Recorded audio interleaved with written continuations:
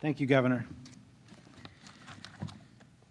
While we are here to announce Virginia's return to school plan, I want to pause and recognize the broader situation we find ourselves in as a city, a commonwealth, and as a nation in this moment. We are having overdue and necessary but difficult conversations about systemic and historic racism and its continuing presence in American 2020. Education is a system with its own racist history and present-day challenges.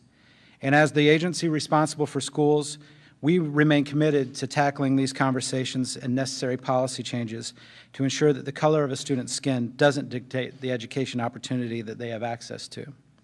We must eliminate achievement and opportunity gaps. We must have culturally relevant standards and practices. And I am committed to eradicating racism from our schools and communities. I'd like to now walk through the particulars of the phased reopening plan for all of Virginia's K-12 public and private schools. This plan gradually phases in opportunities for in-person instruction while prioritizing the health and safety of students and staff. Schools will open for all students next year, but as the governor said, instruction will look different. Virginia schools are required to deliver new instruction to students for the 2020-2021 academic year, and some of that will happen in person, and some of that will happen via remote learning.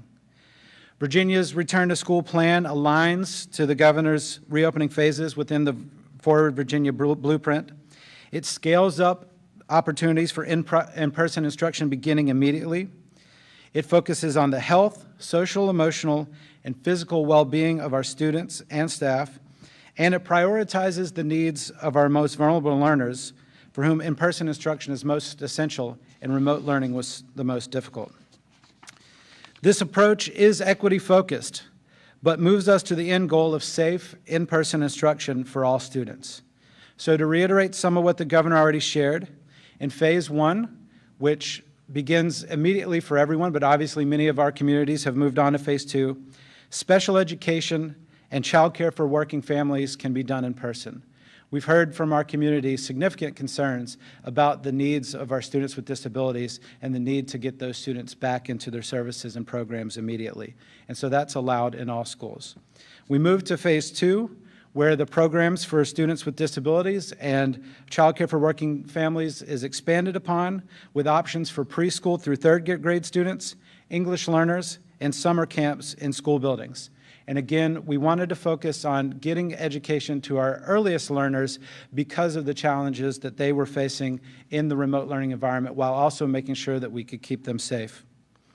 In phase three, all students may begin to receive in-person instruction, but it must be accommodated within strict social distancing measures. So this will likely require staggered schedules and innovative approaches to the way that students come to our buildings. And we are all looking forward to the day that we're on beyond phase three, resuming to a new normal and having all of our students in buildings every day. The phases provide maximum flexibility at any given time and apply to both public and private schools. It's important to note that schools may be more limited in their in-person instructional offerings than the phase allows. So it allows flexibility for school divisions to put in more stringent measures as they need based on the conditions in their community. Before entering phase 2 and 3, every school in Virginia must submit plans to the Department of Education outlining their compliance with the VDH and CDC mitigation strategies. The Virginia Council for Private Education, who's here with us, will receive plans submitted by private schools accredited through the VCPE-approved state-recognized accrediting associations.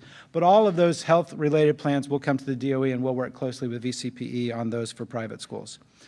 Our public schools will also be required to submit a plan for providing new instruction for all students in the 2020-2021 academic year, regardless of phase or their operational status of the school at the time. Most of the state has entered phase two. Richmond and Nova and others are still exceptions, but phase one is relevant for a few jurisdictions now and would be relevant if we move back to a more restrictive environment due to public health conditions, so we wanted to make sure you knew about phase one as well. But that means that most school divisions will move to phase two, so I'm going to go into a little bit more depth on each phase and then wrap up and turn it back to the governor. In phase one, again, instruction is predominantly remote. However, exceptions will be made for schools to offer in-person instruction for students with disabilities. Schools may elect to provide extended school year services and school year special education services, including private placements with strict social distancing. Students will only attend such programs if the individualized education program team agrees it is appropriate and the parent consents. Then we move into phase 2, where we still have predominantly remote instruction, but in addition to the phase 1 exceptions, schools may offer those in-person instruction for pre-K through third grade students, English learners, and permit summer camps to operate in school settings. It's important to note that in phase 2, large group gatherings are limited to 50 people based on the governor's still existing executive order. In phase 3, schools may shift to in-person instruction for all students, but with those physical distancing measures in place, staggered schedules and alternative blended options for remote learning will be important for students. In all phases, schools are expected to follow the CDC school guidance strategies for protecting the health of staff and students, cleaning and disinfecting, ensuring physical distancing, limiting the mixing of groups and students, and implementing mitigation strategies. But this also means that remote options must be made available for students and staff who have complicating health factors and who are safer at home. So all schools must have a plan for those students and staff as well. The physical distancing strategies include, but are not limited to, 6-foot physical distancing between desks, workstations, teachers and students and other students to the greatest extent possible. Restrictions on mixing groups of students or classes of students. The combination of those measures will likely necessitate staggered or unique schedules. Closing or staggering the use of communal spaces, including cafeterias, so students may have to be served in their classroom. As the governor mentioned, daily health screenings of students and staff. The department will be providing guidance on those. All schools must provide those remote learning exceptions and teleworking for students and staff who are at higher risk of severe illness. The use of cloth face coverings by staff is required when 6-foot social distancing cannot be maintained. For students, face coverings are encouraged but not required as developmentally appropriate, and especially in older students and in settings where students cannot maintain physical distancing. Again, this guidance applies to all of Virginia's public and private schools. More detail will be available in the coming days. I will share the Department of Education has produced Recover, Redesign, and Restart. This is nearly a 126-page guide that will go to our school divisions today and be posted online that schools can use to assist in their planning for opening schools under these phases. We find that this document, we believe that this document is comprehensive. It's been informed by a diverse set of education stakeholders, and schools should use it in their planning.